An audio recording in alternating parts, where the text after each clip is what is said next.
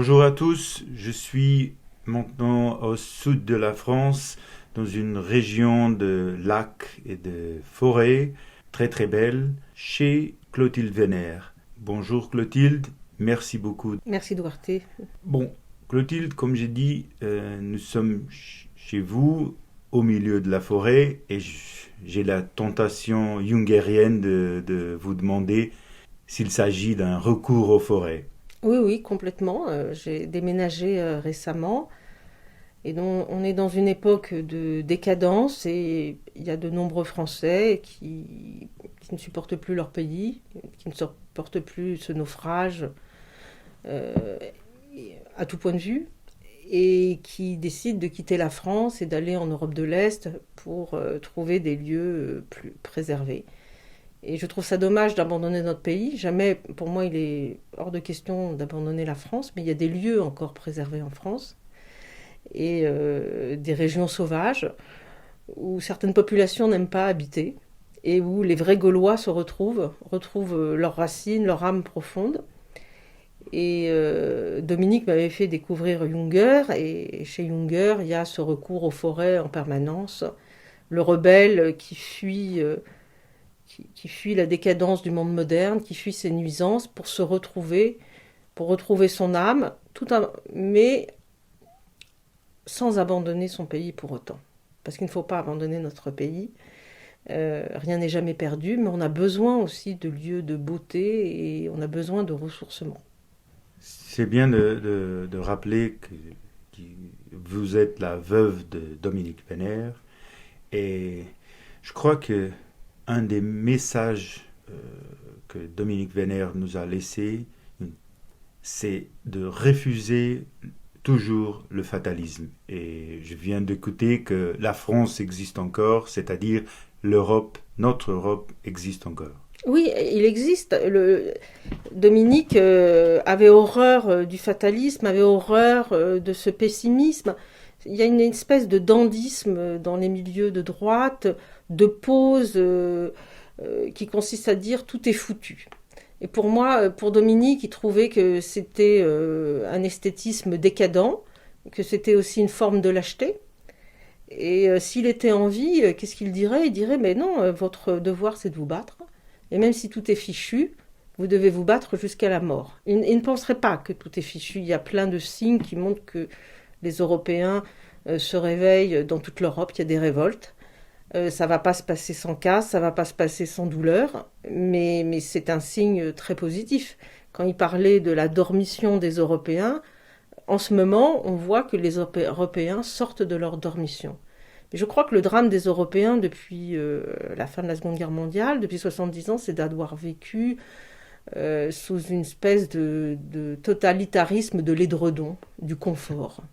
Donc il n'y avait pas de souffrance. Et Dominique rappelle dans son œuvre qu'il n'y a de virilité, il n'y a de courage que quand l'horizon de la guerre est là.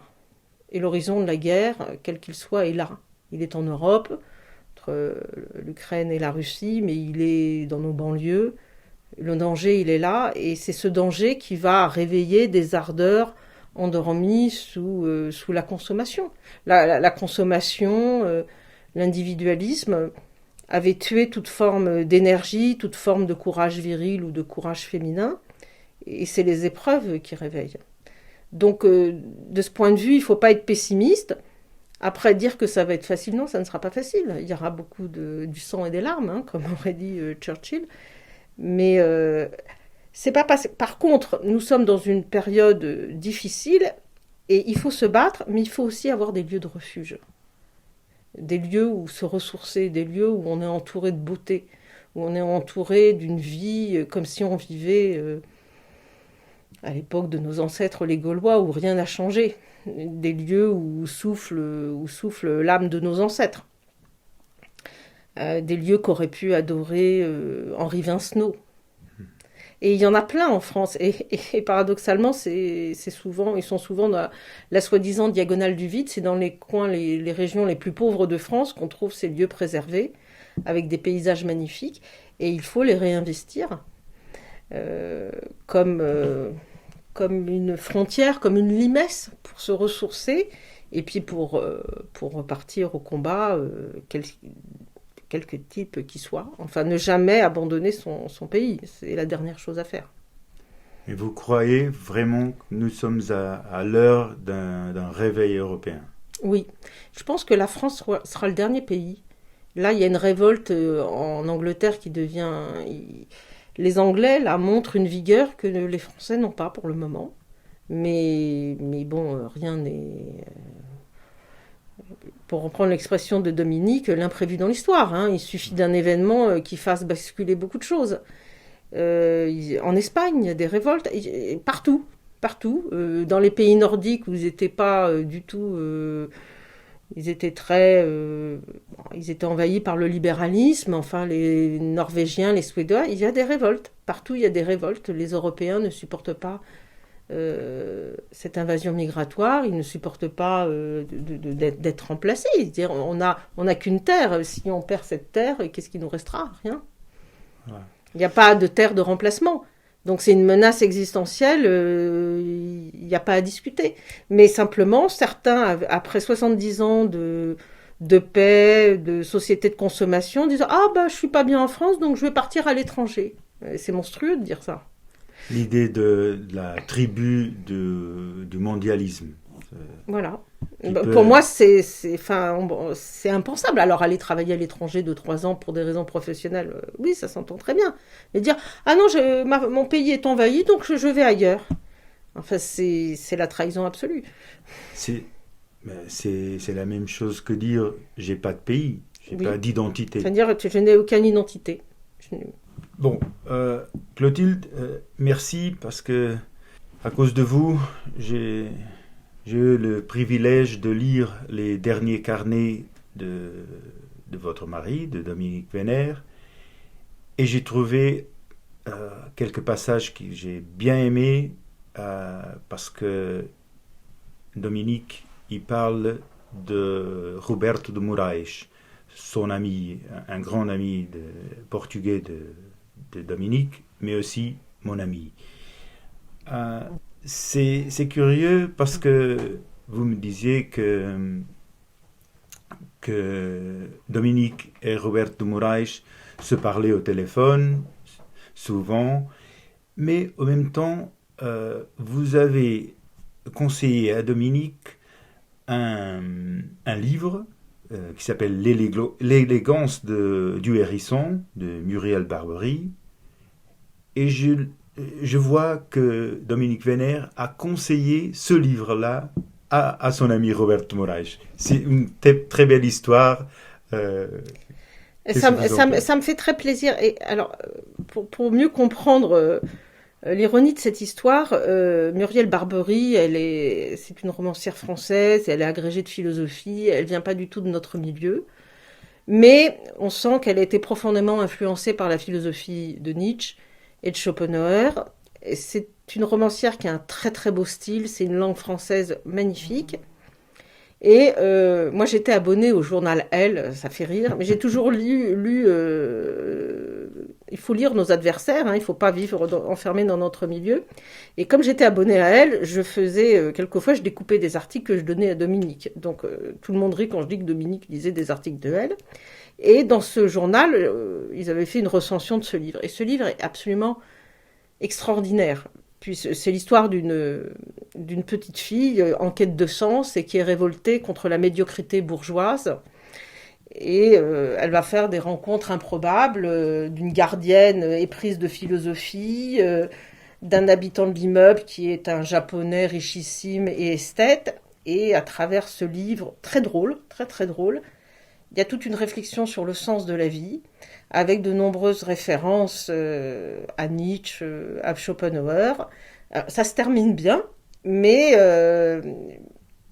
cette question du tragique, la question du suicide est constamment abordée. Et Dominique avait fait une recension de ce livre dans la Nouvelle Revue d'Histoire, et il avait écrit, ça a été écrit par une petite sœur de Nietzsche. Donc on pourrait dire que c'est un Nietzsche en jupon, un Nietzsche au féminin, avec beaucoup d'humour.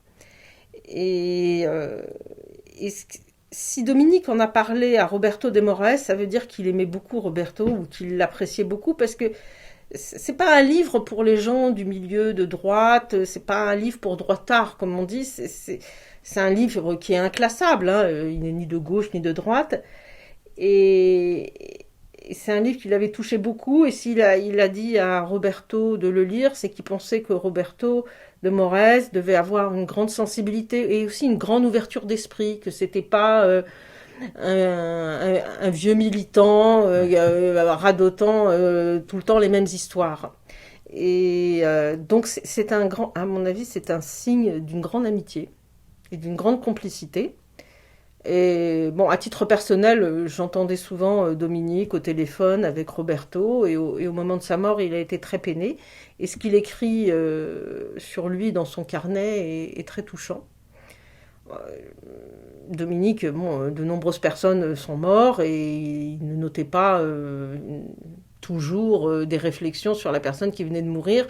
Donc s'il prend le temps d'écrire quelque chose sur Roberto, c'est qu'il avait beaucoup d'estime pour la qualité intellectuelle de cet homme.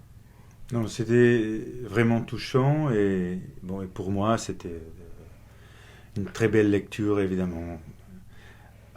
Bon, pour parler, parce que on doit parler du suicide rituel de Dominique Venner.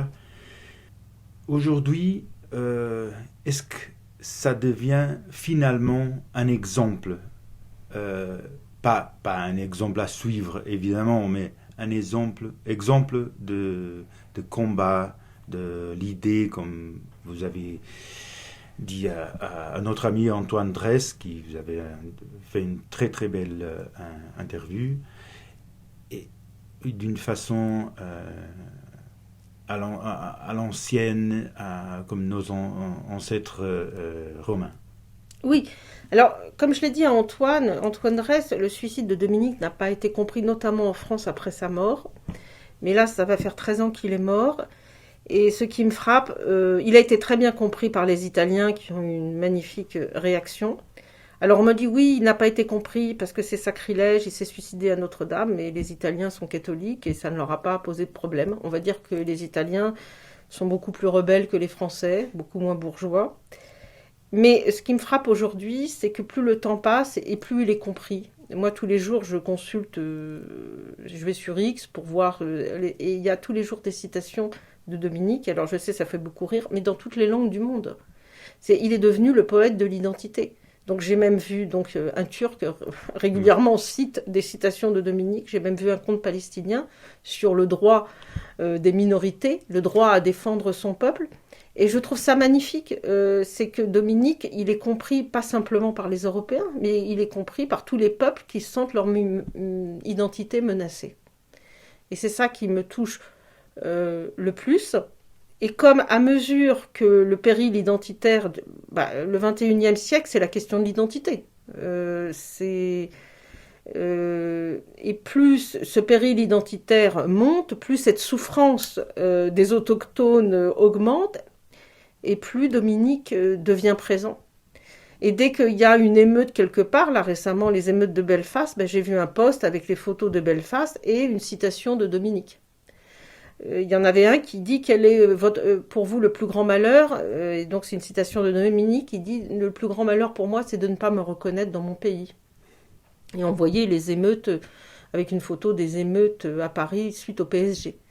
Donc dès qu'il y a un événement où la question identitaire est en jeu, je vois des posts avec des citations de Dominique. Donc quelle plus belle preuve que son geste a été compris. Et donc il ne cesse, je ne sais pas s'il est lu, mais on voit de nombreux jeunes le lisent, mais tout le monde ne le lit pas, mais en tout cas les citations relatives à l'identité sont récurrentes, sont fréquentes. Donc c'est pour ça pour moi, Dominique n'est pas perçu comme un intellectuel qui crée des théories, qui se fait des nœuds au cerveau, mais comme un poète. Voilà. Et son suicide, donc son suicide sacrificiel est perçu comme celui d'un mystique, oui, d'un moine guerrier, d'un poète pour prévenir du péril. Il n'a jamais dit il faut vous suicider, non, au contraire. Il a appelé à se battre et surtout à ne pas désespérer et à ne pas se complaire dans ce dandysme décadent, oui, tout est foutu. Ça, c'est bien quelque chose il aurait eu le plus grand mépris pour ce type d'attitude, espèce de veulerie, tout est fichu, je ne fais rien, je ne me bats pas pour mon pays. C'est la pire des choses que cette posture. Mais évidemment qu'il y a l'importance d'Internet, évidemment, mais en même temps, là, il y a l'urgence de la situation, de l'Europe actuelle. Mais vous disiez que Dominique Venner était un poète. Est-ce qu'on peut dire que il est aujourd'hui un poète comme Nietzsche, par exemple? Oui, oui, on n'est pas dans la théorie avec Dominique. Bon, Dominique a écrit des livres comme Le siècle de 1914 de réflexion, mais là, on est au-delà de la théorie, on est dans l'urgence existentielle. Et oui, il y a cette dimension de... Il y a de nombreuses citations de Dominique qui sont devenues des maximes de vie. Alors un jour, j'ai un ami qui me dit, mais vous savez, Clotilde, votre mari, il est très pop. Je dis, comment ça, pop? Très pop culture. Il y a des citations de Dominique sur des mugs, sur des t-shirts, sur des posters. Alors on peut trouver ça puéril. Mais dans les années 60, c'était Che Guevara. Je préfère voir des citations de Dominique que des citations de Che Guevara. Et puis, Dominique s'est toujours adressé à la jeunesse. Et donc, c'est le véhicule de la jeunesse, ce type de culture, donc, ou avoir des tatouages avec des citations de Dominique. Alors, on peut dire, c'est un peu curieux, mais c'est pas grave. Le but, c'est de réveiller et de faire réagir. Donc, tant mieux, toutes les manifestations possibles. Dominique était un homme, il aurait aujourd'hui 92 ans, et était un homme d'un autre temps. Quand on voit sa photo, il y a un aspect très Juncker-prussien. Mais il faut aller au-delà de son physique, au-delà de sa personnalité. C'est comme les grands auteurs, les grands auteurs comme Nietzsche. Pour moi, un grand romancier, un grand poète, c'est un voyant. C'est quoi un voyant? C'est des êtres, ils sont traversés par quelque chose qui les dépasse. Et donc, il ne faut pas lire leur œuvre en regardant leur physique ou leur comportement. C'est quelque chose. C'est un peu comme la Pythie de Delphes. Il y a un message qui sort d'eux et je crois qui est au-delà d'eux-mêmes. Et pour moi, quand je vois toutes ces citations de Dominique, voilà, il y a une espèce de message spirituel et il continue de vivre. Voilà, il est toujours présent, comme on dit dans l'Iliade, tant que les poètes vous chanteront, vous ne serez pas mort. Donc on peut dire que Dominique n'est pas mort puisque il est toujours chanté. Voilà. Et bon. Maintenant, je voulais savoir, parce que j'ai bien aimé la publication des carnets de Dominique Venner, avec, il faut le lire, un très bon travail de François Bousquet, mais il y a encore les derniers carnets. Oui. Est-ce que ces carnets seront publiés un jour? Oui, le but est qu'ils soient publiés. Bon, il y a un aspect financier parce que c'est un travail de bénédictin. C'est pas facile, ça demande un travail bibliographique extrêmement rigoureux. Donc là, il y a un problème de budget. Mais dès que ça sera possible, on continuera la publication des carnets. C'est pas du tout clos. Bon, comme on parle d'édition, c'est bien, on peut l'annoncer. Votre livre avec Antoine Dresse, À la rencontre d'un cœur rebelle, sera dans 1 mois, 2 mois au maximum, publié en portugais. Merci. Que vous en pensez? Je suis ravie. Merci Duarte du travail. Si j'ai voulu faire ce livre, j'ai fait cet entretien avec Antoine pour sa chaîne. Et pourquoi j'ai fait cet entretien, c'est qu'il y a eu tellement de rumeurs, d'incompréhension sur son geste. Je pense qu'il était important de remettre les choses au clair. Non, Dominique n'était pas malade, non, Dominique n'était pas désespéré, et de comprendre, parce que c'est un geste qui est tellement éloigné de notre époque, c'est un geste romain, je pense qu'il y avait besoin d'explications. Donc c'était le but de cet entretien avec Antoine. Et comme cet entretien a plu, on a décidé de le prolonger sous forme de livre. Et donc ce livre, c'est un petit livre d'entretien très simple, mais qui permet de comprendre la vie de Dominique. Et comme je l'explique dans le livre, Dominique a eu 3 vies. Une vie de militant, une vie un peu le recours aux forêts où il écrivait des livres sur les armes. Et ça a été cette seconde période, ça a été 20 ans de méditation. Et sa troisième période, c'est là où il écrit ses plus grands livres et il revient au combat politique. Et le suicide de Dominique, c'est le point final d'une œuvre. Et donc si on n'a pas une vue sur cette vie, on ne comprend pas complètement son suicide. Et on peut avoir toutes sortes d'interprétations qui sont fausses. Après, je ne dis pas qu'on doit être d'accord, mais au moins comprendre. Et pas raconter n'importe quoi ou des interprétations complètement farfelues. Donc ça, c'était le but. Dominique était un homme très secret et qui ne se dévoilait pas. Et sans vouloir être indiscrète, j'ai voulu qu'on le comprenne mieux. Et peut-être avec un regard de femme. Dominique était un Junker prussien. Il ne disait pas tout sur lui. Je dévoile pas ses faiblesses, c'est pas ça. Mais il y a une intimité qui est dévoilée et qui permet de mieux comprendre sa personnalité. Et à travers ce livre d'entretien, ça donne des clés qui permettent de mieux comprendre son œuvre. Donc pour un jeune homme qui ne connaîtrait pas de Dominique Venner ou qui connaîtrait que des citations sur des t-shirts ou des mugs, lire ce livre permet de rentrer dans un univers et puis après de continuer et d'avoir des clés de lecture.